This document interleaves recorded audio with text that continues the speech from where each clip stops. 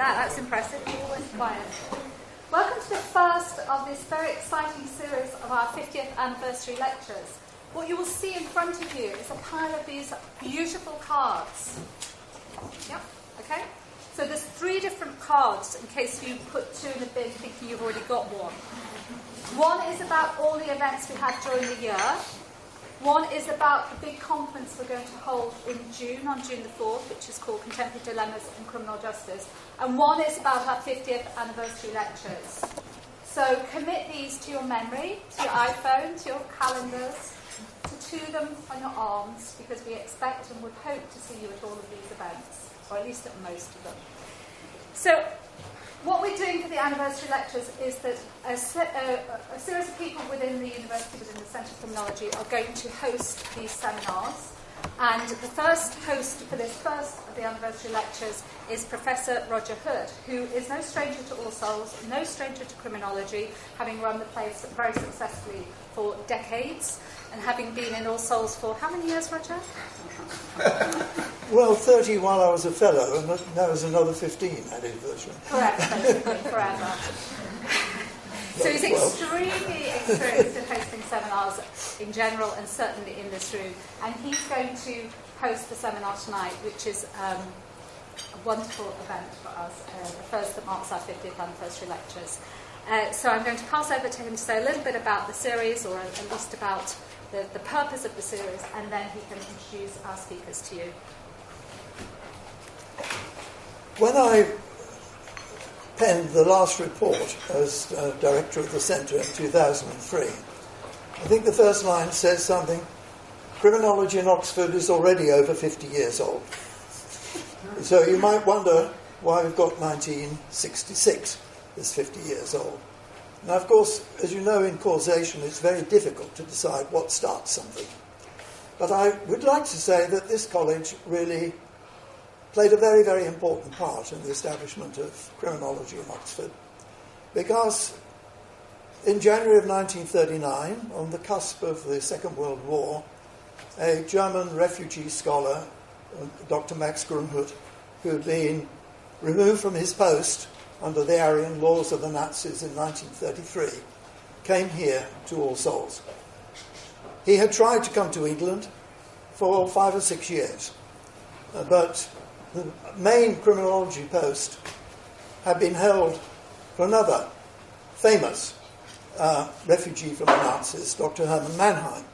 And our guests this evening are from the Mannheim Centre of the London School of Economics. We have close connections because I was Mannheim's research assistant in 1957, and it started me out really on my career in criminology. Max Grunhut, after the war, was the first person to be appointed as lecturer in criminology in this university, actually preceding posts other than at the LSE, established posts in criminology anywhere in the country. In 1950, he was made reader. Now, you have to understand that the post of reader meant something different in the 1950s. It was a kind of mini professor in a subject which was new, small, and didn't have a large department. But it was a very distinguished post, the reader in criminology at Oxford. And he was there for 10 years until he retired. And then in 1961, Dr. Nigel Walker was appointed. And after a period of 5 years working his way into criminology, he'd been a civil servant in the Scottish office, he decided that Oxford needed a permanent place for research in criminology. Max Grunhut had started in a very small way, and indeed was one of the first scholars to get any research money from the Home Office after the 1948 Criminal Justice Act had made funds available for criminological research. So Oxford had started off in this field. Nigel Walker decided to ask the Nuffield Foundation and the Home Office for a rolling grant which would enable the establishment of a penal research unit. I think at the time it was 3 researchers. How it's grown. Absolutely remarkably. And especially, I would very happy to say, since I departed in 2003. It's much, much bigger. and more students and other things, because then the university had not been committed to it. So it's a very important period since 1966 to look at where criminology stood and what's been achieved. And in part, everywhere within this country and elsewhere, and how criminology has developed, and also, of course, here within Oxford. Now, we couldn't have anybody better to lead us off than my very old friends, David Downs and Paul Rock from the LSE, and Tim Newburn. I first met David in 1961 when I went as a research officer to the LSE, and David was doing a magnificent piece of research in the East End of London, published in 1966 as what was it called? Delinquency, the Delinquent Solution. The Delinquent Solution. Paul, I met, we decided now, about 1967. We're not quite sure. No, but it was about that time. And I met Tim about 1989, I think. Known him in the Home Office before. Now, the reason why this is very appropriate is that they've been entrusted with writing an official history of the development of criminal justice in England and Wales. Is that right? England and Wales? Yes. Yeah. England and Wales, from 1959 until 1997. This has been a big task, because I remember you coming and talking about it several years ago. And somebody who's done some of that long-term history, it's very difficult to do any of it and finish it within 10 years. So you're doing fine. So they're going to talk today on the subject in the beginning. And I understand this is really to give us an idea, and a prospective idea, of what criminology was doing in 1966, what the state of criminal justice and penal systems were, and what the major issues were that confronted the government and us, the scholars. So I welcome you. I think Paul Rock is going to speak first. Paul, as I should have said, been writing a great deal about penal policy, and particularly about the role of victims of crime. And his work is really outstanding. And I should have mentioned Tim, of course, who hardly needs mentioning, because when I look through his list of publications, it seemed to me that he publishes 8 books or articles or something else, and reports or newspaper pieces, or appears on the television every year for the last 15 years. He is really fantastically productive across a wide range of fields. So we're very pleased to have such distinguished speakers. I've spoken too long, but I'm very, very pleased that they're here. Thank you very much. I wasn't intending to say this, but it seems very apposite. When I was at Wolverhampton at the Society of Criminology in a lift with people from the conference, and porters from the university were lifting large boxes around, I said to my fellow conference members, at least criminology doesn't involve heavy lifting, and somebody said from the back, not unless you buy Tim Newburn's textbook. It seemed apposite. As Roger has said, we were commissioned to write the history of criminal justice between 59 and 97, and it seemed appropriate to review the state of affairs right at the beginning, when our history began. When this centre was founded, and I, the coelacanth of criminology, was one of the very few students studying criminology at this institution. There were just 3 of us, 3 graduate students, one of whom became remarkably successful, Kit Carson, who became, I think, Vice-Chancellor of the University of Adelaide eventually. What follows is an abbreviated version of part of that tour of the horizon, and I'm trying to convey something of the intellectual environment in which the new Centre of Criminology was placed. No doubt much of what I have to say will be familiar enough to quite a few of you, and certainly to Roger, who knows more about it, I think, than I do. And we do forget the past, we reforge it, and it may be worthwhile repeating what, in part, is common knowledge. I want to remind ourselves not only of the palpable sense of anxiety and bafflement that crime inspired in the mid-1960s, but also of the apprehension that the new discipline of criminology lacked the capacity to do much to understand what was happening.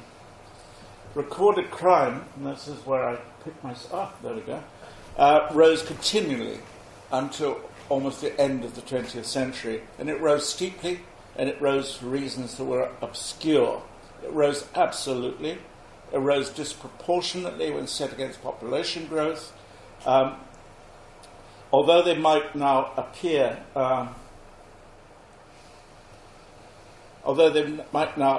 modest enough, official crime rates were almost invariably regarded by people writing in the 1960s as new, disturbingly large, extraordinarily rapid in their growth, largely inexplicable, and indicative of a major and somehow perverse transformation of the society of England and Wales.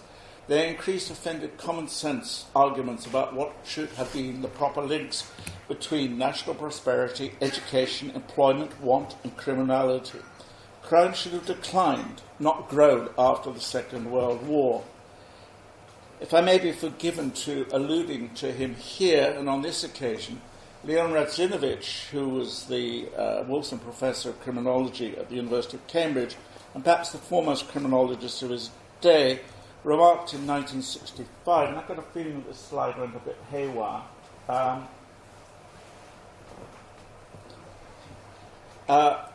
I put these things on slides rather than read them out for want of time and because it's tedious to have things recited.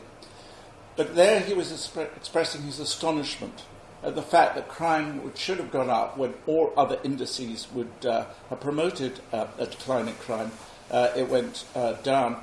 And in like vein, the very influential Lord Pakenham, the later the Earl of Longford, who became a member of the cabinet under Harold Wilson, remarked that an article in the Times had prompted him to form the impression that everything that militated in favour of a decline had operated the opposite way. Changes in the figures appeared even more dramatic and threatening when, as was often the case, and still is the case, what looked like quite humble numerical increases were represented as percentages. In 1969, for instance, the Secretary of State for the Home Department and the Secretary of State for Scotland reported in a memorandum that crime was shooting up in percentage terms, even though on inspection it's quite clear that the absolute numbers were fairly puny by modern standards. And it seemed impossible as a result to disparage what was in train. A former colleague of Rogers, Derek McClintock, opened a 1963 study of crimes of violence in London with the observation that there is major concern about the incidence of violence in the capital. Criminality was thought to be mushrooming, especially amongst the young. A third of all people found guilty of indictable offences each year were under the age of 17, and a half under the age of 21 in the early 60s. And it seemed that there was something particularly awry with those who had been born in and around the wartime years, the so-called affluent teenagers, not affluent by today's standards, but it was a common enough expression, who should have had no pretext to offend. They were members of what were called the delinquent generations, personified by the Teddy Boys and other young hooligans whose upbringing had gone amiss. In 1965, the Conservative Party report made the observation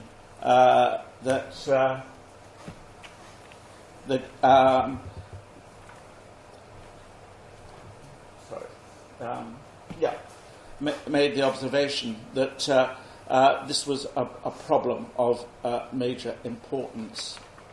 There was, in short, what David Garland was later to call a new experience of crime. It was during this period that popular, political and expert responses began to change. There was more property to steal, but crime was growing in volume even faster than the increase in the number of suitable targets, and it was being spread by an increasingly mobile population who could move about by car to victimise previously exempt households that for demographic and economic reasons of divorce and work pattern were less and less securely protected. Whatever stance they might privately have wished to take, and whatever policies they may have sought to promote, ministers and Home Secretaries in particular of both parties were constrained throughout the period to convey publicly that they were aware that crime was mounting dangerously and that they were attempting tirelessly to confront it. R.A. Butler, who on close inspection turns out to be less heroic than I think some people have assumed, very rather timid man whenever it came to dealing with difficult issues, was assailed with unremitting complaints about the crime wave from within the Conservative Party. And above all, with almost unanimous protest from party associations about the dilution of punishments, the abolition of corporal punishment, and plans to abolish capital punishment.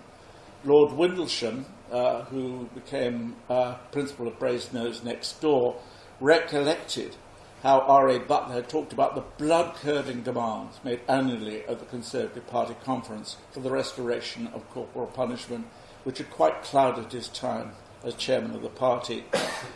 And Butler himself talked about how he had to take an awful lot of opposition, including calls for birching and flogging, which haunted me almost every week of my time at the Home Office. There was a brief but abortive campaign by the Anti-Violence League to stir up a populist revolt about what was depicted as a craven response to crisis. And in January 1960, he wrote to the deputy chairman of the party and a former conduit for those protests and recriminations.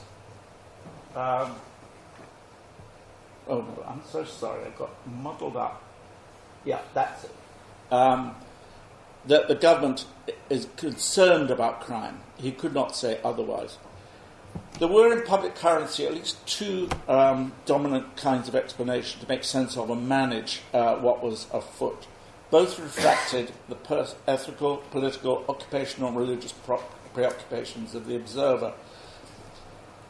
Gillian Tett may have said that the modern world is littered with pockets of specialist knowledge where technical experts work in mental and structural silos, but her observation does not apply to crime. Alexander Patterson, the great prison commissioner, said everyone is interested in the criminal, everyone has views on the subject of crime. Crime impinges on all of us. An official who had joined the Home Office at the time, in the early 60s, told me in an interview, the fate of the Home Secretary rather than the Transport Secretary is that everybody knows what the solution is. Everybody is his own Home Secretary. One explanation, which was more political and lay than scholarly, was a blend of common sense, moralistic theorising and popular psychology that distilled a number of anxieties about the condition of England. There was a collapse of discipline, especially in the home, mistakes in upbringing, the erosion of stable domestic life, and the socialisation of the young that had been precipitated particularly by the dislocation of the Second World War, a growing involvement of women in the workforce and the breakdown of the conventional nuclear family. It was taken for granted that crime was, in the main, a breach of moral rules, whose roots lay in moral failings and whose explanation must be pitched in moral terms.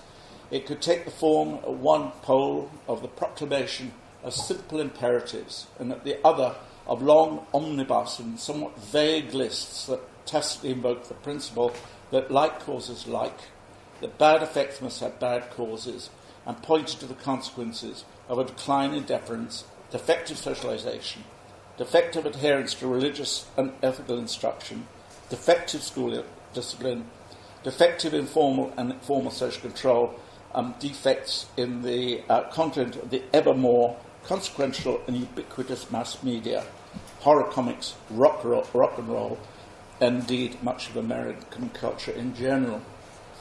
In the emphasis on the workings of informal social control, they were, of course, telling an important truth, and all of you will know that only a very minute proportion of crimes known certainly to victims or even recorded by the police actually reach the courts and are punished, and that informal social controls in one way or another are far more consequential.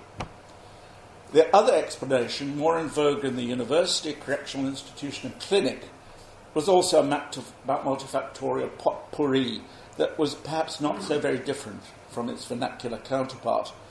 The academic study of crime was then, and David says, I quote him to excess on this point, what David Downes would have called a rendezvous enterprise, eclectic, multidisciplinary, polycentric, and more heavily disposed to the empirical than the theoretical, the concrete than the abstract.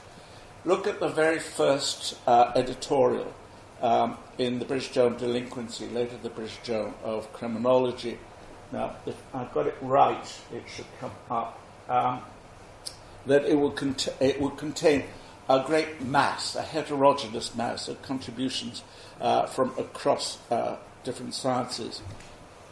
Crime, it was said repeatedly, could not be attributed to a single cause, but to a multitude of antecedent conditions that include the psychological, the economic, the social circumstances of the offender. Each condition played its part. And the explanation of crime was so complex, said Howard Jones, the author of an early textbook, that some criminologists have been led to abandon the quest for systematic theories and to lay emphasis instead upon causal factors.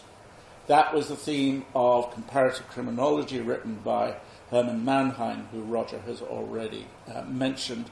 And here, Nigel Walker had a long list of almost every possible kind of explanation in his encyclopedic textbook, Crime and Punishment in Britain, published in 1965. Authors during that time were pioneers and knew that they were so. Nigel Walker talked about his textbook as being innovative because there wasn't one. He said, my notes looked better when turned into a textbook. There wasn't one. And he certainly didn't write with confidence. Howard Jones said, some may feel that claims of criminology to be called a science is very much open to question. Its methods, like those of other social sciences, are often highly subjective, and it's been able to establish, so far, no scientific laws that can claim general utility.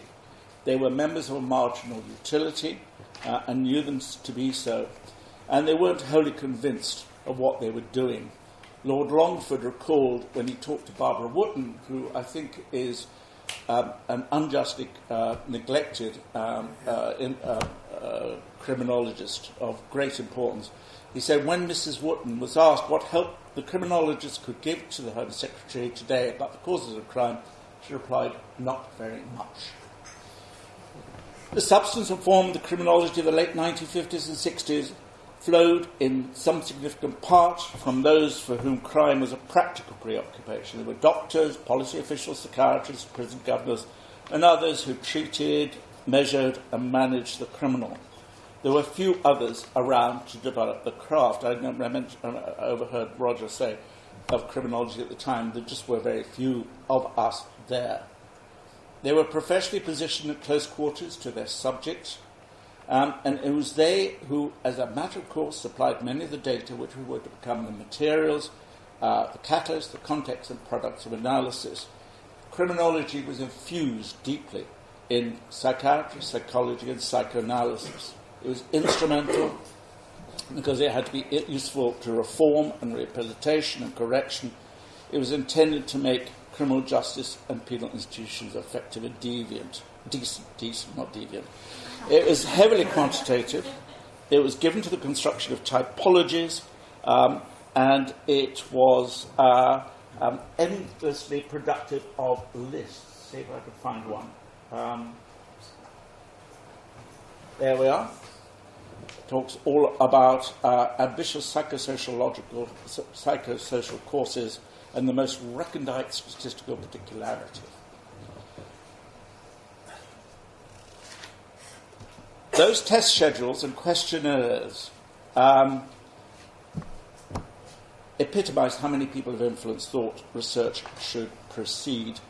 One very influential figure was Tom Lodge, who was an actuarial statistician who was installed in the Home Office, and first as a statistical advisor, then as the co-founder of the first director of the new Home Office Research Unit. And what he said was, this is how the aims of criminological research should be envisaged. His listed desiderata admittedly stemmed from within government, but it, I think, captured a great deal what criminologists at large would have said. Nonetheless, despite all this, criminologists were very nervous about their fledgling science. Home Office officials were certainly unimpressed by the volume and quantity of criminology practiced in the universities at the time. Sir Charles Cunningham, the permanent secretary, reminded Henry Brooke, the Home Secretary, see if I can get him up, that he was not at all impressed by what he had found when he toured the country, as it were, looking at what criminology was being done.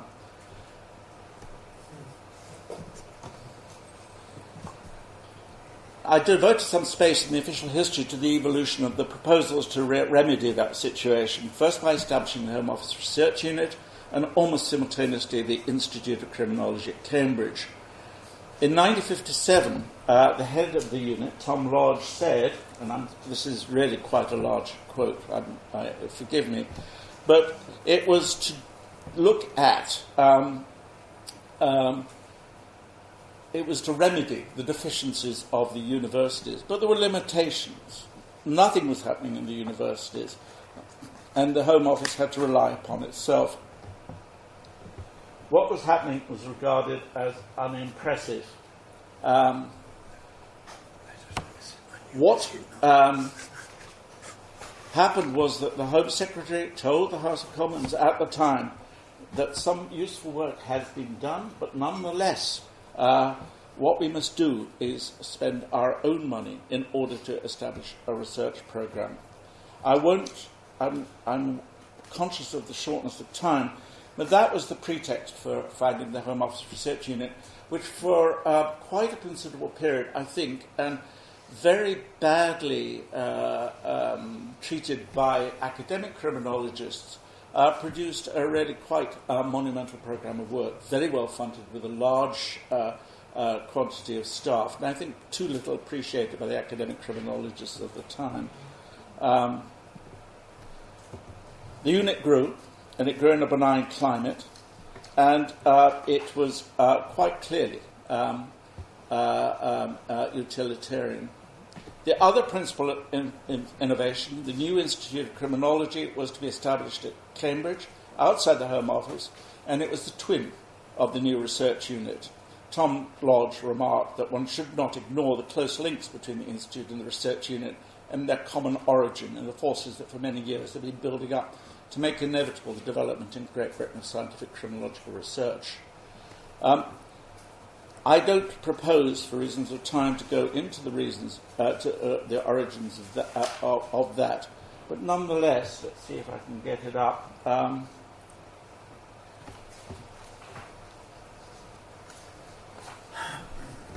It was thought that it would be a good idea to have a companion institution which would do very much the same sort of work, but free of direct government influence. It had a practical bent. Leon Radzinovich talked about systematically planned research to build up a body of objective information and the solution of more fundamental issues. It may be seen in Garland's phrase that criminology in England and Wales began life as an institutionally based, administratively oriented discipline, and that orientation had been reinforced in the new organisations that had been created to take it forward. Organisations that Ian Loder and Richard Sparks would later say were people by associate members of loosely affiliated liberal elites. It remained in that vein for some substantial time, but it also started in the 1960s to portray the impact of the importation of a better established, more robust, vigorous and avowedly American criminology. There were the first stirrings of what were called labelling theory, the doctrine that informal and formal social control also makes its mark in constructing criminal and deviant behaviour. There were the beginnings of talk about anomie, and personified on my left by David Downs in his Delinquent Solution. Relative deprivation, culture and subculture, and the impact of rising expectations in a society marked by structured social and economic inequalities. For some, anime theory promised to resolve the seeming paradox posed by the presence of youthful crime in the midst of plenty, by arguing that in conditions of rapid social change and apparent prosperity, when controls were weakened and all were supposed to be motivated to achieve material rewards in an unequal world, the young and relatively deprived might experience frustration. And Barbara Wooden put this very well. It was, she thought, the solution to the apparent conundrum which Radzinovich and Longford had talked about. There was to be an emerging schism within the coalition of practical and academic criminologists. For a period, and whilst the number of academic criminologists had been small, the two wings had to collaborate together, sometimes uneasily in meetings, seminars, editorial boards and conferences, but they started to draw apart towards the latter half of the 1960s as a new and distinct sociology of crime and deviance began to emerge, partly under the spell of its American sister discipline, partly under the impact of a new radicalism on the street and its resuscitation of what Taylor, Wharton and Young call the tradition of grand sociology, and partly in response to the growth of a critical mass of boisterous young Turks, that was us once upon a time, David, which coalesced as the universities expanded and junior staff were appointed en masse. The schism was underscored by Hugh Clare, the chairman of the Howard League, who set up the first British Congress of Crime in 1966, and he reported that he was disappointed at the outcome of his attempt to bring them together. Minutes of the meeting of the Howard League's Executive Committee recorded that how incomprehensible a lot of what was being taught appeared to its members. 2 years later, there was an even more consequential fissure within the body of criminology at the third national conference organised by the University of Cambridge. A group of renegades discovered that they'd become numerous and confident enough to decamp to found a new and independent national deviancy symposium at the University of York, in conscious opposition to Cambridge's national conferences. They effected what David Downs called a deliberate break with what was seen as the stranglehold on the subject by the orthodox criminology of the South East. But scepticism was more endemic still. It spread beyond the schismatics and those whom they castigated to pervade the entire body of criminology. It was not as if any significant portion of the world of academics, practitioners, policymakers and politicians took what Wooten had called the factual and quantitative basis of generalizations about human affairs to be secure. Within government and the university, there were widespread and grave uncertainties about what passed for assured knowledge about crime and justice. And there were particular doubts about the meaning and reliability of the statistics of recorded crime, which underpinned reports about individual instances and classes of offending.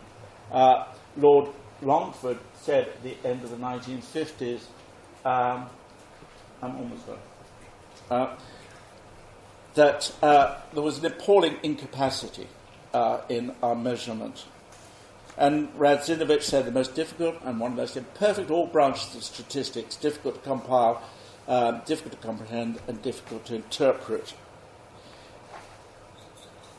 In somewhat tardy recognition of those failings, the Home Secretary of the time, Henry Brooke, established the Departmental Committee on Criminal Statistics in June 1963. But it, I think, confessed to failure.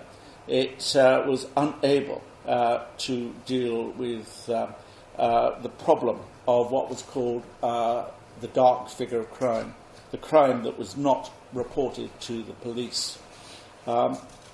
And it was only very much later, in the 70s, when Richard Sparks, the other Richard Sparks of, was he at the time in the Institute, I think, and with Hazel Genn, produced the first crime survey, which was followed later on by the British Crime Survey of 1981. And there remained the disquieting, abiding disquiet about the condition, funding and potential capacity of criminology. Despite the foundation of the two research centres in London and Cambridge, despite the growth of externally funded research, criminology was thin. It continued to occupy a tenuous position in the academy. It lacked numbers, coherence and authority. Gordon Rose, another criminologist of the time, said, "The criminologist is a humble man, and only too well aware of his failings. He has achieved a mild degree of respectability too recently to be anything else." When I was interviewed in this institution in 1966, that recently, by Max Beloff, when I was being promoted from probation and B.Lit to D.Phil, I was asked over and over again to spell criminology as if it was some distasteful alien word. Academic criminology certainly had not led to enlightenment. Roy Jenkins said in late 1966, "We're still shrouded in a considerable fog of ignorance." And on another occasion the same year, he said, "I don't think any of us can say why there is a crime wave. There are various theories, we do a lot of research, we try to improve our knowledge, but I think it'd be a very arrogant man who said, 'I know why people do criminal acts.'" Criminology had failed to produce any solid causal explanation of patterns and movements of crime. Perhaps its only achievement had been to debunk existing theories in what Anne Oakley, her biographer, described as a blistering attack on the confusions of criminology and the arrogance of social workers. Barbara Wooden said, "Up to now, the chief effect of precise investigation into questions of social pathology has been to undermine the credibility of all the current myths." Perhaps it should be noted that criminological self-doubt has never deserted the discipline. 50 years later, precisely the same lament could be heard. Lucia Zedner said, "Whatever the causes of its disgruntlement, there can be few disciplines whose leading protagonists are so ready to denounce their common project as a failure. The examined criminal academic life is never perhaps worth living." So, thank you.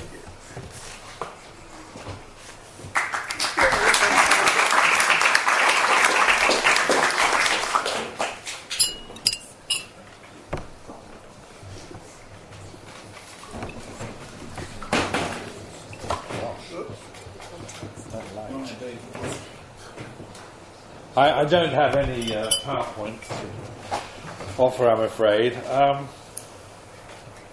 Part of our division of labour is that carving up this vast field into different subjects. My field is that of penal policy. One of the first things I tried to tackle was the whole question of what happened to policy on long-term prisoners under conditions of maximum security in the 1960s. The whole period, really, leading up to the mid-1960s in the penal field was one of optimism. It's easy to forget that. And in between the wars, there had been roughly stability in the prison population, despite the crime rate more or less doubling in the 1930s. Alexander Patterson's already been quoted by Paul as embodying that optimism about liberal forms of humane treatment in the penal system, especially as far as young offenders were concerned. And the Borstal system was held up to be really the acme of that whole approach, about which Roger has written a pioneering study. The mid-60s, however, brought about a fundamental change in the whole perspective on the penal system. And this was partly because the number of prisoners had mushroomed from 21,000 or so in 1955 to 30,000 in 1965, and doubling from 1955 level to 1970. And escapes in particular had mushroomed from 88 in 55 to 522 in 1965. Now, most of these were from open prisons, but it was certain spectacular escapes rather than increasing the rates of escape that triggered off the storm. Neither the Prison Commission nor the Home Office officials more generally had seen the problem of liberalising regimes without tackling at all fairly obvious shortfalls and deficiencies in security. All of this could be handled until the new kids on the block, as it were, in crime terms, started to escape in rather spectacular fashion. For example, Ronald Biggs' escape from Wandsworth in 1965, a bit like an Ealing comedy in some ways. There was a converted removal van with a hole cut in the roof for the prisoner who managed to scale the wall, and as a rope ladder was thrown over it, that was not too difficult, to then jump onto the roof of this van and off you go. Again, that might have been handled by the Home Office in a fairly intact perspective, as it were, of everything more or less being okay, until a much more devastatingly spectacular escape occurred from Wormwood Scrubs by the spy George Blake, who was assisted in his escape by two members of the Committee of 100, Pat Pottle being one of them. And again, this was relatively easily done. It made, as Tony Bottoms had said, the Home Office something of a laughingstock, because Blake's escape was at a time, on a Saturday I think it was, when only one or two guards were guarding a whole wing. He kicked in a rotting window frame, jumped down a roof and so on, onto the wall, and was away. There was therefore a problem. What's to be done? And in the political furore that ensued, in which the Tory opposition were mounting motion of censure against the government, Roy Jenkins, the Home Secretary, decided to appoint a leading political figure, a leading national figure rather, Earl Mountbatten, to head an inquiry, ordering an immediate security review, which would be reporting within a few months. In fact, Mountbatten, in legendary fashion, reported within 6 weeks. He was accompanied by a few assessors, one of whom was Robert Mark, who later on became Chief Constable of London. Why was Mountbatten appointed? It was mainly because I think a heavyweight figure was needed to reassure the public that everything would ultimately be under control. But one of the problems, I think, with the successful politics of that was that it was something of a rebuff to the Home Office culture of the day, which was still very attached to the liberal hopes and the optimistic reforms of the embodied in the Borstal system. One very senior figure, who was very much a newcomer to the Home Office in the 60s, but went on to very high office in the Home Office, actually called, in interview, Mountbatten and Maunsell, who was the inspector for prisons, dictatorial. And it was generally felt to be in many ways an affront that such a figure had been appointed to lead this inquiry.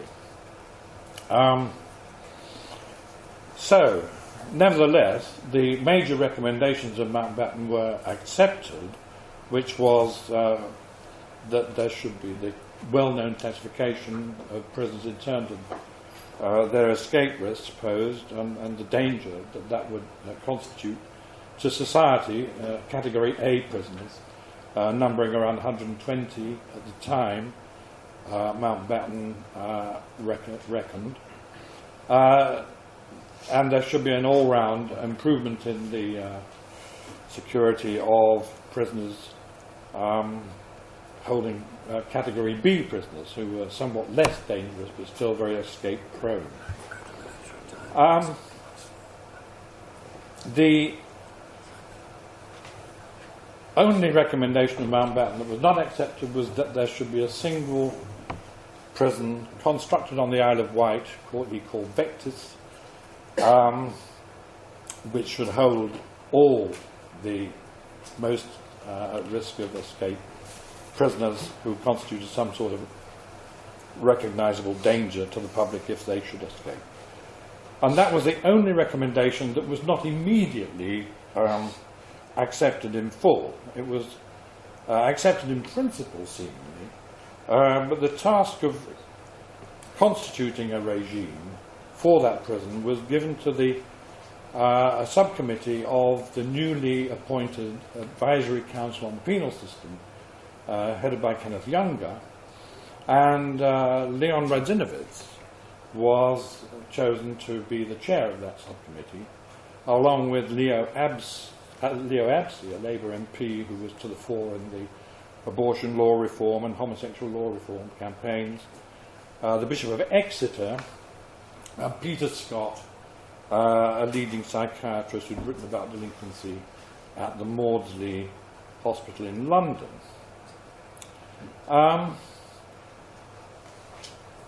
Whereas Mountbatten had taken a very short time to report, the Radzinovitz committee took considerably longer, well over a year. And there was some sort of concern in the Home Office that things would not be brought in quickly enough. For example, on April the 7th, 1967, Sir Philip Allen replied to Radzinovitz that it would be... Allen wrote to Radzinovitz basically asking for a deadline. It sounds rather like the Chilcot report in a way, but it was a much shorter time. When would this be ready? As Mountbatten had suggested, a completion date for his report for the prison to be built by June 1969, only 2 years away by that point. And Radzinovitz wrote back to say it would take rather longer to report because they wanted to do a proper study of comparative prison systems as well as conducting some of their own research. The interesting questions I think rising from this whole concentration versus dispersal issue, which eventually emanated from the report of the Radzinovitz subcommittee, is that Mountbatten's report came to be seen as the most illiberal document. It was seen as having unnecessarily raised the stakes in terms of security, so as to wrench the system quite disproportionately in that direction. And it also led to the question on what grounds and by what means was the major recommendation of the report of Mountbatten rejected. One of the most significant documents, strangely neglected in the field, is a book by Leo Abse, one of the 4 subcommittee members, called Private Member, which was published in 1973. Sorry? It was Freudian, and I think it was a difficult pun. Right. The book gives a sort of amazingly full account of a Machiavellian strategy which Abse concocted to persuade the subcommittee not to accept Mountbatten's proposal for concentrating all prisons in one place, but to rather disperse them around 3 or 4 other prisons. And a key argument that he advanced was, and this was apparently something he persuaded the other members of the committee to accept, was that there should be an arming of guards of the perimeter to really mimic the American system. which had great success in the States. If you have an armed perimeter, it does cut down the likelihood of escape. But it would also, in the view of the Reorganization Subcommittee, also having minimised the risk of escape, would maximise the possibility of liberal regimes being pursued in the prison. So this was a strategy partly propagated by ABSI in order to deflect liberal opinion from the main issue, which was rejecting Mountbatten, to the side issue of arming prison guards. And in a sense it worked, because there was a general outcry against the arming of prison guards on the perimeter. And when the actual issue was discussed in the meetings of the advisory council, indeed it did tend to dominate proceedings. So having rejected that, members of the committee were rather more prone to accept the rejection of Mountbatten's major proposal and accept the dispersal alternative. There were some issues concerning how the Mountbatten proposal came to be so stereotyped as a somewhat illiberal proposal, even though Mountbatten himself had proposed that rather like the Reorganization Committee, there should be a liberal regime made possible by an invulnerable perimeter. That was indeed a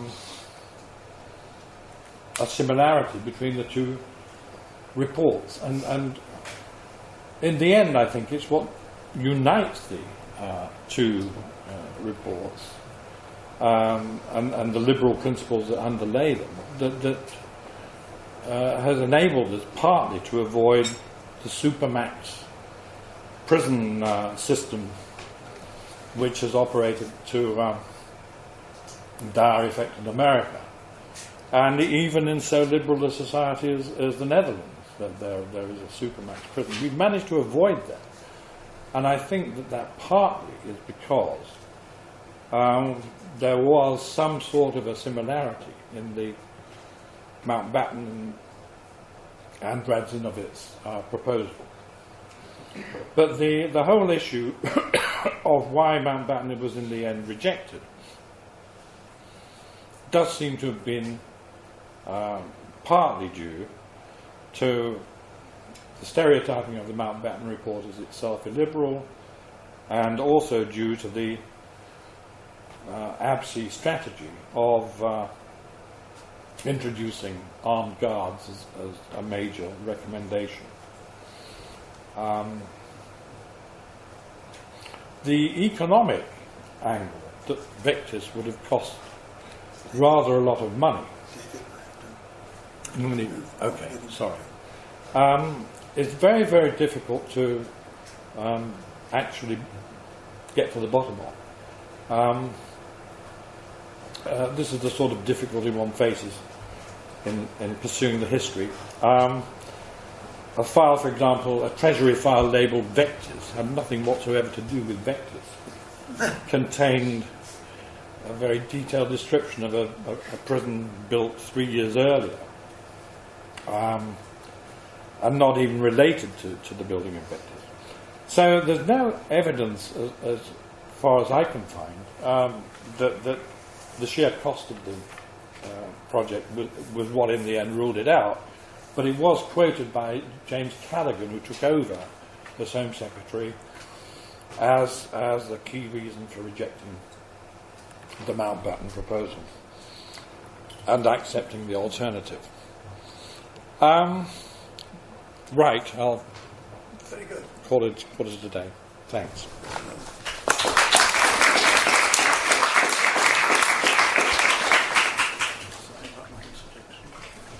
Paul, can I start with you? Good. Yeah. All right. Where do we- I'm just going to stand there. Down there. I'm going to stand there. I'm going to take my glasses out of my mouth. I'm going to talk quickly.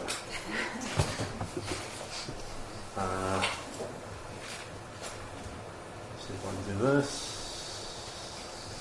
There. Good. Is it up? Brilliant. We're in business. Thanks everyone for coming. I'm going to keep this. We've overstayed our welcome already in terms of talking. No, you haven't. So I'm going to keep it. You've got 10 minutes. 10. About. Give me a call. Give me a call in 6. I'll do this. I'll try and do this really quickly. So let me start by saying thanks. I'm really grateful to Carolyn and colleagues for inviting us. It's a pleasure to be here and to be marking the 50-year anniversary. I'm extremely grateful to Roger for two things. Firstly, for the, in my case, undeserved but very generous introduction, but more particularly for his comment that this kind of work can't be done in at least less than 10 years, which makes me feel ever so slightly less guilty about the extraordinarily glacial progress that I seem to be making, certainly when compared with my boisterous young Turk colleagues. So what I'm going to do is talk about policing very briefly. So in this official history, I'm responsible for a bunch of things, writing about policing and probation and juvenile justice, and with David, drugs and politics. Various other things, most of which I haven't done. But policing, I'm going to talk about 1966 and policing. Some of this will be familiar to some here, but especially familiar to Ian Loder, who's written considerably and in detail about this subject, most particularly with Egan Mulcahy in Policing and the Condition of England. So, what did it look like? Policing in 1966, I would say, looked very like policing looked in 1956. Not far off 120 police forces of varying size, the smallest of which in West Yorkshire had an establishment of about 93, I think, in the mid-1960s. In the lead-up, there'd been a Royal Commission and a major piece of legislation, the Police Act 1964, and yet very little change. In fact, to the extent that there was any really significant change, it didn't begin until somewhat later. And largely as a consequence of the arrival of Roy Jenkins, who's been mentioned several times, who has more of a role in recent British policing history than he's sometimes given credit for, I think, not least his role in forcing through amalgamations of police forces to reduce this 120 or so constabularies down to something more manageable, but also in the promulgation of kind of new forms of policing, things like unit beat policing, which I haven't time to talk about right now, but which, again, he played a pretty central role. So let me go back before I go forward. The Royal Commission. Why a Royal Commission? Well, sometimes the Royal Commission tends to be presented as the kind of logical outcome of the things that preceded it. There were a series of scandals besetting policing, most of them very small, but concerning the conduct of officers, junior and senior, the behaviour, corruption cases, conflict between police forces and the local police authorities. There had been a variety of other things going on, but these were all pretty small beer. There were concerns about budgets and money. There was a significant issue of police pay. There was, as both David and Paul have talked about, rising crime, and by the standards of the period, significantly rising crime, and in the background also there had been race riots in the late 1950s in Nottingham and Notting Hill. And yet, none of this really explains the Royal Commission. There was no interest in the Home Office in having a Royal Commission. To the extent the Home Secretary, Rab Butler, wanted a Royal Commission, he wanted a Royal Commission on the penal system. He arrived in the Home Office really keen to do something similar to what he'd done in education in the Home Office, but punishment in the penal system was what he was concerned about. The reason we fundamentally had a Royal Commission was his mishandling of one of the scandal cases in the Houses of Parliament, which led to a motion of censure against him, which he dealt with, as politicians from time to time do, by announcing a commission of inquiry, which turned into the Royal Commission. Butler had his sights set on other things. It was an accident in many respects, linked to those previous things, but nonetheless accidental. The Royal Commission itself, so I've said, a period of not very much change, that is leading up to 1966 and where we find ourselves. The Royal Commission final report, generally remembered for its construction of what we tend to call the tripartite structure of police governance, but it wasn't really much of a creation, it was more of a tidying up exercise in many respects. It took a very positive view of police public relations, extraordinarily part of the optimism of the times that Paul and David have talked about. It changed the police complaint system, but not much. It rejected any idea of some independent element in police complaints. Most radically, it recommended that the Home Secretary be made responsible statutorily for the efficiency of the police. And then, perhaps most famously, it rejected the idea of nationalisation. Nationalisation, which had been, or nationalisation, a combination of nationalisation and regionalisation, which had been put forward by one of the Commission's members, Arthur Goodhart, who was Master of University College, I think, here. Yeah. Such an impressive report, his dissenting report at the end of the Royal Commission, that one commentator, and I will just read this, you can read it for yourselves, but it's lovely, described the Royal Commission's report as 22 pages by Dr. Goodhart, with a preface 7 times as long by a faintly admiring syndicate of diplomats. Wonderful. So that was the Royal Commission's final report, translated fairly well, not that quickly, within 2 years, but fairly smoothly into legislation, what we now know as the 1964 Police Act. 64 Police Act acted upon most of the or many of the recommendations of the Royal Commission, so a new tripartite structure, some changes to the police complaints system. But in terms of the thing I want to just focus on for my last 2 or 3 minutes, structure of policing, it too, like the Royal Commission, rejected the idea of a national police force.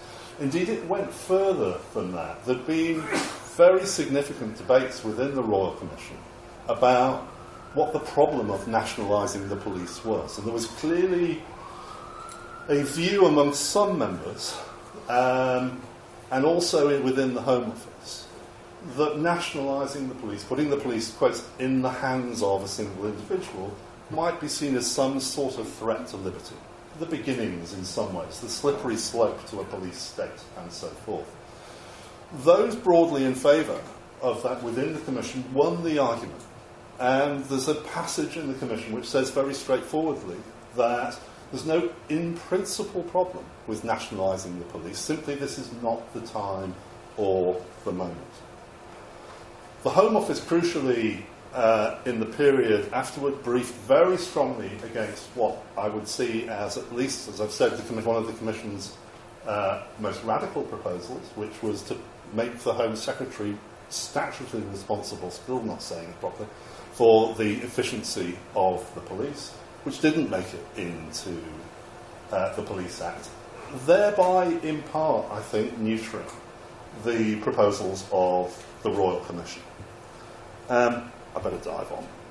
So back to the policing landscape in 1966. We've had a Royal Commission, a rather timid Royal Commission in some ways. We've had a Police Act, which acts largely on that Royal Commission's recommendations, but doesn't even go as far as the Royal Commission. But the circumstances in 1966 are worse now. Very significant. We just take the things that I listed in relation to the establishment of the Royal Commission. Well, crime's going up, and we went back to Paul's bar chart that he put up. The rate of increase of crime prior to the Royal Commission is as nothing to what's been happening in the period since, through to 1966. Budget constraints are getting worse. The economy is now not that strong, and there are very significant worries about how the police will cope, and concerns about efficiency, which is why things like Unit B policing and so forth, or at least in part, come about. Even though the Royal Commission, though it wasn't initially established to do so, dealt with police pay. This is back on the agenda and a significant political issue by 66. And policing scandals haven't gone away. For those who know their policing history, there was Harold Challoner, the famous Sergeant Challoner of West End Central Police Station in London, the Sheffield Rhino Whip case, all worth looking up if you fancy them. Scandals continued apace and would get worse. And yet, all was calm, largely within the Home Office. Officials were largely undisturbed by all of this. A broadly optimistic view, as with much of penal policy, but of policing, held sway. And I would say that so little had changed was a reflection of, and Ian has argued this, a reflection, at least in part, obviously of the social and political conditions of the time, but also the nature and style of official reasoning. A broadly Whiggish view of history still held sway within the Home Office extremely strongly, took the view that whatever the problems, the British police service was, quote unquote, probably still the best in the world and was to be emulated and so forth. And that change, if there was to be change, was a classic Sir Humphreyism. If there was to be change, it should occur slowly, incrementally and organically. Not pushed and not radically, and certainly not steered, as it were, in radical ways by the Home Office. On top of that, there was a broadly utilitarian concern with limiting the powers of the state, whether that be local but also national. But on top of that, I think, there was, and this forced the hand in many ways of the Royal Commission and then lay behind the way in which that was put into legislative practice in '64, there was a desire to protect the way the Home Office governed. There was a desire to protect what one might call the soft power of the Home Office, working to influence behind the scenes rather than explicitly being held to account in Parliament for all that it did. So, if I haven't outstayed my welcome, the final slide. The legacy. So, I talked about structure and where we come from. The Royal Commission, as I've said, was pretty timid. It rejected nationalisation. It largely defended the status quo.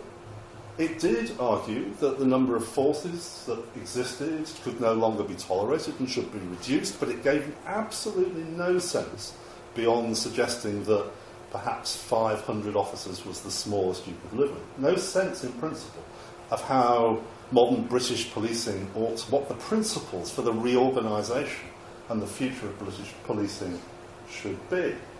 It defended localism, but entirely on the basis of negative rather than positive arguments. And yet, I would say, in some respects, it remained more radical than the Home Office at the time, which is the brake on reform. So just sticking a final word on structures. Arthur Goodhart had argued strongly, and I would say to many eyes convincingly, in favour of regionalising or nationalising the police. At the time he did so on the Royal Commission, there were several members who agreed with him, but who in the end decided not to sign his report, or rather to sign the official report, on the basis that they felt that this was a political strategy for getting other things that they wanted through. However, the actions of the policymakers, of Henry Brooke then as Home Secretary, and as those who saw the Act through Parliament, dismayed many members of the Royal Commission. They were very unhappy about losing some of their more radical proposals, and also the way in which officials, including the Home Secretary, set their face against any form of major structural reform of policing. By 1967, the Deputy Chair of the Commission had come out very publicly in a major public speech to say he now favoured nationalisation of the police. It prompted a Sunday Times journalist to ring up all the other members of the Commission and found out that actually they all now, or a majority of them, there was still a number who were tied to local authorities, but apart from them in the main, all members of the Royal Commission, apart from those few, now favoured nationalisation. The chairman, Sir Henry Willink, refused at the time, quite properly, possibly, to answer the journalists' questions, but it seems he too had changed his mind. By 1970, in his still unpublished autobiography, a very short autobiography in which he says almost nothing about the Royal Commission on the police, bar a page and a half or so, in a little blue ink scribbled at the bottom of one of the pages is a little amendment, a little addendum to what he'd written, in which he says, this is written in 1970, I assume it was going to be inserted into the final copy, the final manuscript, in retrospect, Willing said, I think the Commission's policy of larger units was right in 1962-64. To nationalise would at that time have been to move too fast, echoes of the Home Office. And a Conservative government would not have accepted Dr. Goodhart's scheme. It may now, or soon, underlined, be right to unify the whole force. That was, 46 years ago, almost. We still have 43 constabularies in England and Wales, and at no point in the intervening period have we had policymakers willing seriously, I think, to consider what the members of the Royal Commission, by the end of the decade, were willing to countenance. Thank you.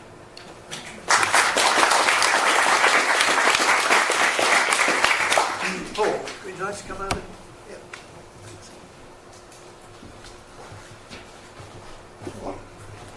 Shall I do that?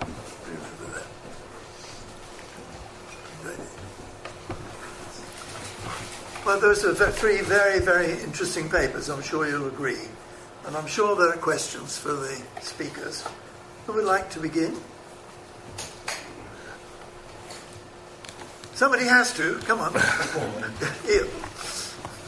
One of the things that strikes me, that was hugely interesting, one of the things that strikes me about this enterprise is that you're all more or less been asked to kind of go over and retrace and recover events and practices that you spent large parts of your working life investigating, observing, commenting upon. And you're also going over a period in which there is a kind of, for the sake of argument, let's call it a kind of received view about what's happened over this period in relation both to the particular and in the general. A received view that to some extent you yourselves have contributed to. And I just wondered against that backdrop, engaging yourself in this process, have you come across anything that surprised you? Or led you to revise anything you previously thought about? May I say something very quickly, because this is something that struck me. I taught criminology for a very long time, up to retirement age, and I was massively disconcerted to discover that when I embarked on this official history, I had really known very little about the subject, certainly very little about criminal justice. I think two of the tasks that I set myself, partly on instruction from the Cabinet Office, was to look at the setting up of an independent prosecution service under the 85 Act, and secondly the abolition of assizes and court sessions and the establishment of a Crown Court. To the best of my knowledge, those have never ever been covered in any of the historical literature. So it was, as it were, a venture into virgin territory. That was the first thing. So it wasn't as if this was familiar terrain about which I had received opinion. The second thing was, and Tim has hinted at it, was across the board, as far as I was concerned, there were a number of themes which I don't think have been very firmly addressed in our literature. The impact of utilitarianism in particular, Whiggish themes inherited from the 1830s and 1840s about a distrust of the state, you talked about in the connection with policing. That certainly was very evident. And everything Bentham said about the arbitrary dispensing power of a prosecutor was being said under the Royal Commission on Criminal Procedure over 100 years later. Certainly being said about the setting up of a unitary court system. So those themes. And the third thing is that going back to some of my earlier observation, and the importance of informal social control as the dynamic of regulation, and the inability of the state effectively to influence that. There was a great deal of what DiMaggio and Powell call rituals of rationality. We don't know what we're doing, but we ought to try, as it were, to look as if we were busy. And the busyness consisted of what Harold Wilson and others called modernisation, rationalisation, the introduction of scientific technologies and so on, not with any great optimism about the impact, but to show that we were doing something. And, the Home Office papers are full of that. But I think David may have a slightly different reading on that, and a slightly more optimistic reading. So those three themes, but it seems to me as if what I've been looking at any rate, is simply looking at an unfolding death of my project. And I don't think that is very heavily emphasised in the literature that we have. Yes, you see it. Oh, actually, sorry. Well, something that surprised me, just to add to that, was having trawled through all the cabinet notebooks, just how little law and order is discussed in cabinet. That's true. You would think it would be much more of a major concern than it in fact is. And for example, the thing I've just been talking about, the Mountbatten report, wasn't discussed in cabinet at all. Until at the end Callaghan announced that effectively it wouldn't be putting the Vectis idea into practice. And things like that surprise me constantly. It's the intellectual's monomania to assume that his or her subject is terribly important, but politicians didn't agree. Two surprises. The first one, just naivety. I'm not a trained historian, so it's therefore it came as a surprise to me to find how few surprises that there were. I thought that the archives would be, if not stocked full of, they would at least occasionally reveal a smoking gun. But I've really still yet to find them. And the second one is, I don't know how much of a surprise it is, but the thing that's interested me, and it would be a subject for further discussion another time, is the role of individual agency. I've been constantly surprised by just how influential individual ministers are, especially secretaries of state, on the kind of tenor and direction of their departments, and how a change of an individual can make such a substantial difference. And most important of all, perhaps, was Gerald Gardner. Or at least in the areas that I would know. Lucia, would you want to? Thank you. Yeah, I wanted to pick up on that. By the way, you've seen quite absolutely fascinating, and I look forward to seeing it all soon. But I wanted to pick up on Paul's point about about this being a utilitarian project, and simultaneously the point made about distrust of the state, because it set me thinking about something that I was wondering about when you were talking, giving your presentation, which is what motivated the state's sponsorship and funding and motivation of criminology within the universities, and most obviously the Institute in Cambridge, but also with very generous funding to the Early Centre for Criminology here. And how far was that, in your view, any of your views, the consequence of a recognition precisely of the distrust of the state and the desire to create an independent body, a cadre of researchers who would assess and criticise and validate and do things independently from the state? And how far was it really just part of that utilitarian project about having agents in the field to collect the data? I suspect Roger could answer that best of all. Well, I would think it's the latter, myself. I mean, I was wondering whether you had really come across good examples of where this interface between the state as the funders and promoters of research had sought to constrain the kinds of knowledge and access necessary for that research to be carried out effectively and validly. I mean, that is the thing that we hit upon. This is what we hit upon in Oxford as soon as we started to examine sentencing, in particular, in the Crown Court. That's a very great example. In the parole system, I had actually been a member of the early parole board. When I came to do research on it, we weren't allowed to go and sit and listen to what the parole board said, or the TV journalists were allowed in there. I mean, it was astonishingly restrictive. And many, many people who are working on research from an official point of view found that very frustrating. And it's not easy to explain, given Lucia's question. You see what I mean? That, what's the purpose of this? Why are they spending this money on it? Well, I mean, it came up with the welfare state to begin with, I think, in 1948 in the Criminal Justice Bill, when somebody put forward the view is we have to cope with this crime problem. How does criminality fit in with the development of a welfare state? How can we learn more about crime? What can we do to prevent it and cure, in inverted commas, it? And we need social scientists and psychiatrists and other people working in that field to help us to find the answers to this question. And it was, of course, a time when, following on from the 1930s, where there had been, as David said, a great deal of optimism about the prospects of a reformative system that worked. I mean, my very early work of my thesis on the Borstal system just showed that this famous commissioner, Sir Alexander Patterson, really believed that the system was working to cut off recidivism at its roots. We no longer have these adult criminals, recidivist criminals, circulating repetitively through the prison system, and for which the prison system simply wasn't set up to deal with. So there was a strategy there, and a lot of this research, I think, was connected with the idea of how do we put this strategy into effect. But it wasn't really genuine in many cases.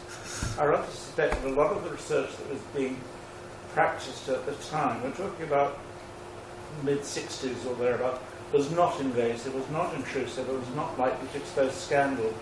That came rather later. I mean, your work on the Crown Court, which hits on the private lives of judges a little bit, isn't that right? Which was... Well, we weren't allowed to interview judges. Yeah.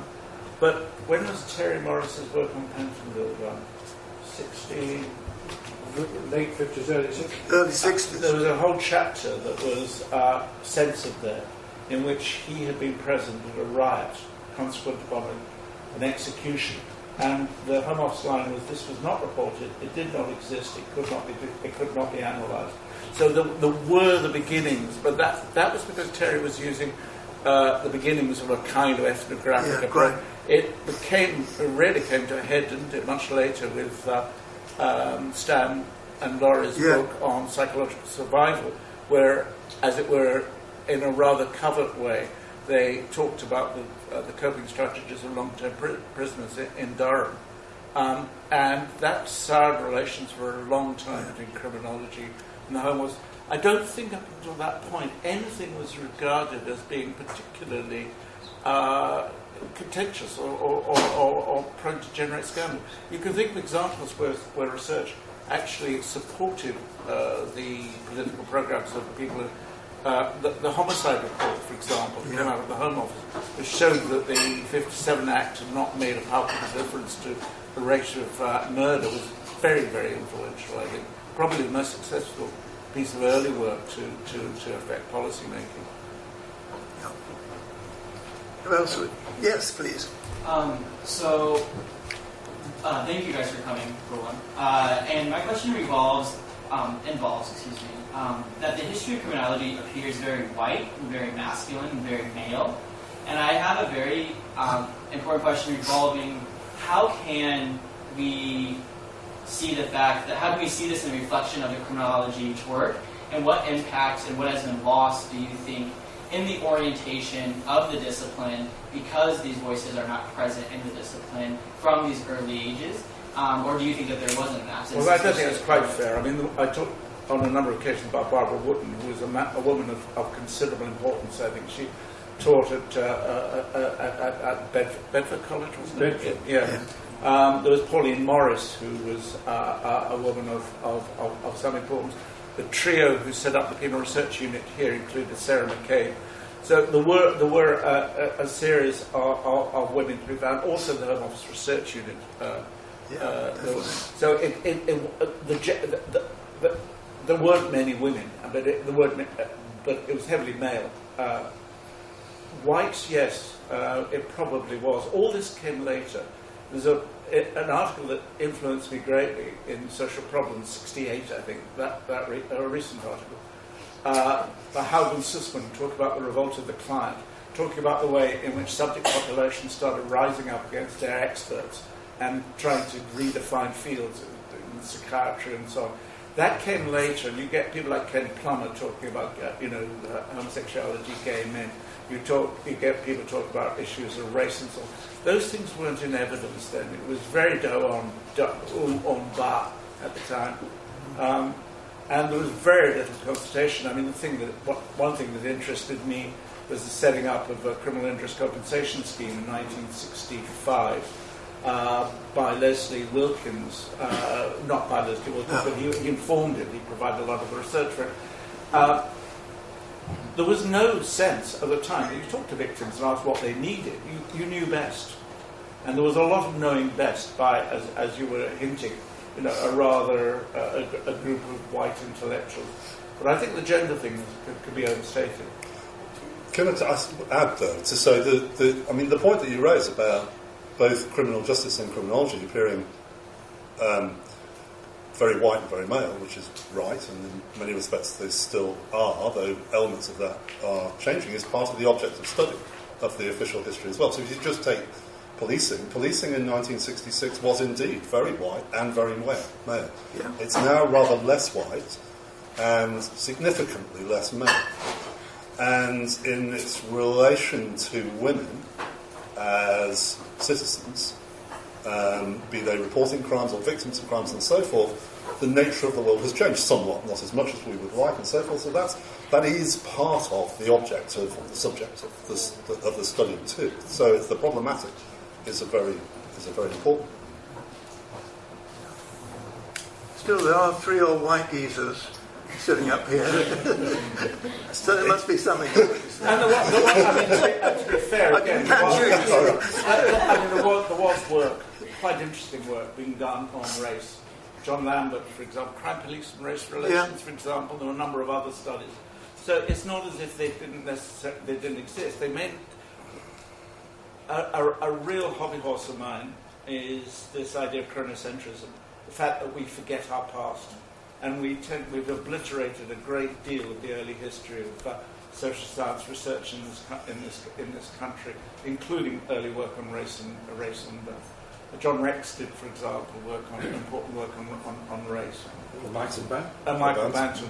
So that the statement that it didn't exist is a reflection more of, as it were, of institutional myopia than I think of what might, on closer scrutiny, prove to be the case. Yes, somebody else? Yes, please. Yeah, so I was just thinking back of the 1960s and reflecting back on international history. I wonder if there was any influence of for example, the Cold War climate or decolonization around the world by the British colony. Did that have an impact on criminal justice policies in the country? Not visible that I could see. Sorry? Jim? Well, I'm struggling to think. They talked about Hong Kong policing, didn't they, at one point, in terms of crowd control? But well, from the 1950s, immigration becomes an issue. And earlier I was talking about Jenkins and policing. And Jenkins was also important for his interventions in race relations. Again, not necessarily the things that he's remembered for, I think. And Frank Soskis too. And Frank Soskis also. But I would say, not that I can think of in any major way in the 1960s. Yes, please. I think that the analysis that we have in our chapter on the politics of law and order in the Kent Handbook of Criminology would suggest that actually across all of the other obvious policy areas, including foreign policy and so on, you did have a lot of political dispute and knocking political points of each other by the main political parties. But one area which was exempt for a very long time, until the early 70s, I'm sorry, I can't remember the exact dates, was actually crime and criminal justice. And going back to Lucinda's question about the investment in criminology, was that this was a time when there was a sort of consensus that it was preferable to leave it to the experts and to invest in that rather than turn it into a matter of political dispute. That then changed in the 70s, and obviously with the riots of the 80s and so on. It's been like that ever since. But there was a consensus which was exceptional at that time around the area of criminal justice between the political parties, which didn't obtain in other policy spheres. And I think that analysis may cover some of these issues. If people want to reference, I can have it. Sorry. Jim, you've got some comments? Well, I think that's broadly true, but you had some very early signs of differences to come. For example, the 1964 Labour Party working group under Lord Longford, which produced Crime: A Challenge to Us All. Started to draw some links between social and economic conditions and the crime problem. I think one of the things that we cite is if you look at the party manifestos of each general election, you can actually see where the watershed comes, where for the first time law and order and criminal justice becomes an issue between the political parties in their manifestos coming up to the general election, and it is later than this point. That's very big. 1970, the beginnings of it. Yeah, so 1979 is the real when it starts. It's turning 70s, point. it's not 60s. Until the period we've been covering is still a point where you have this consensus, and that may actually explain some of the questions. There's a very interesting framing issue here, is there not? I mean, Francis Hyden's started saying that the conventional argument that women are not interesting criminologically because they commit so little crime makes them very interesting indeed. And I think the consensus initially, if we talk about race, was that what were called West Indian immigrants were remarkably little prone to crime. I mean, that was the difference between 72 and 74, I think, the Home Affairs Select Committee. But I was thinking that was based on Metropolitan Police statistics, which changed over that. I was thinking of John Lambert's work in Birmingham too. Was it? It was mainly the difference in the stats from the Met. I mean, I've documented that in this same book in the chapter on race and the criminal justice system, because that's quite well established when that changed. But that was out with the main debate about crime and law and order. That was more within the debate around race relations. What I think is really crucial, I mean, the point that you make is well made and well established, I think, that there was a broad bipartisan consensus about law and order matters, and David Downs, more than anybody's written about that. But the issue about criminological research and experts, I think, is not so much that there was a political consensus out of which government was able to say, or necessarily that was the main thing, able to say, leave it to the experts. It was that at that time it believed that there might be experts who would be able to solve the problems.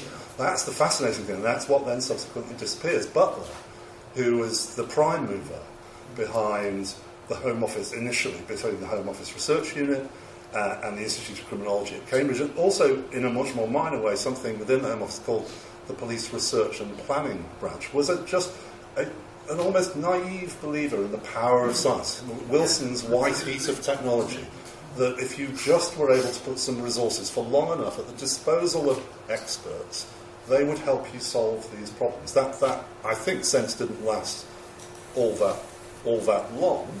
And, I mean, to go back to Roger's question about whether government, there were good examples of government standing in the way of research, I've certainly not come across any, but what it didn't necessarily do was, in many cases, follow up with resources.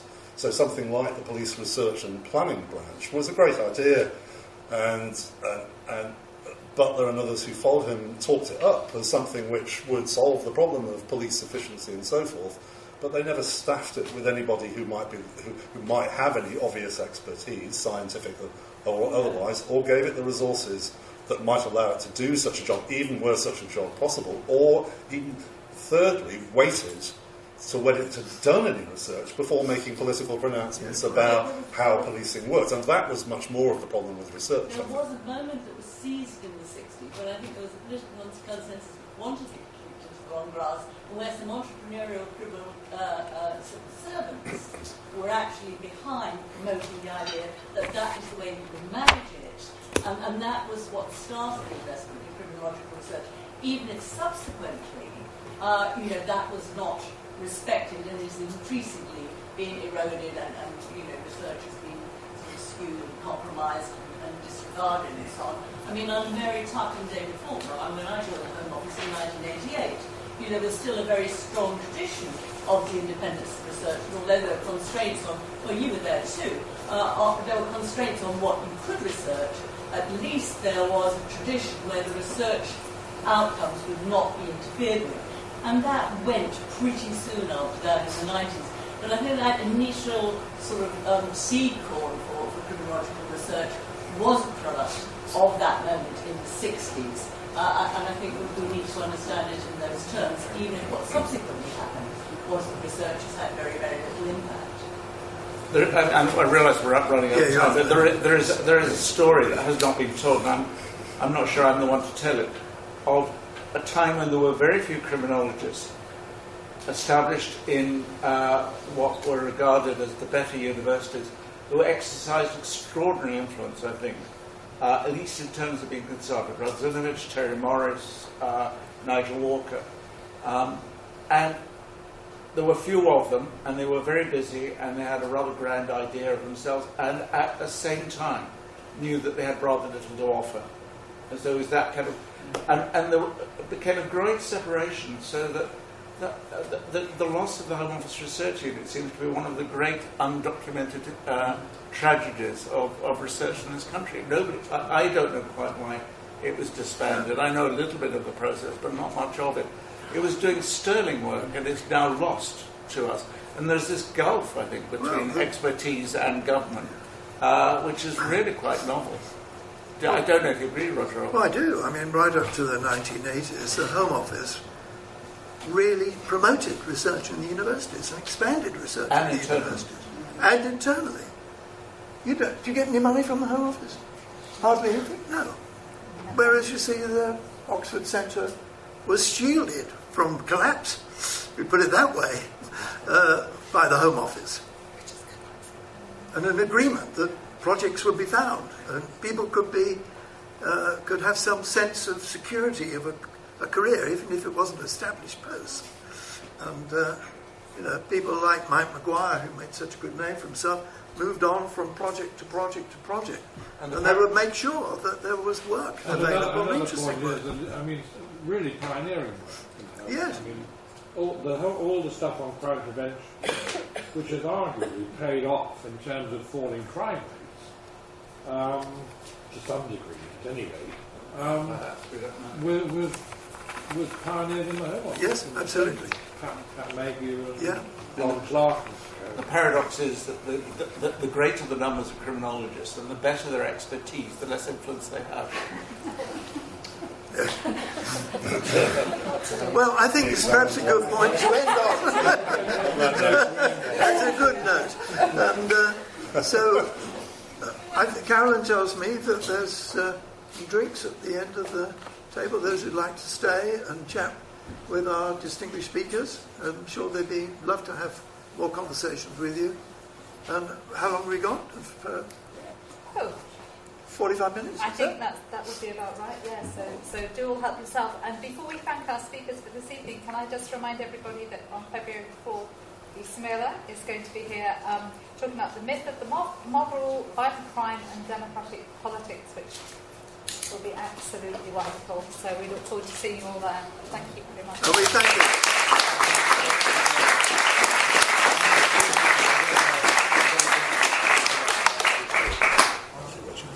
No, it's fine. It's fine. Thank you very much. I might take too long. Sorry. No, it's not a problem. Not a problem. But somebody ought to write this to them.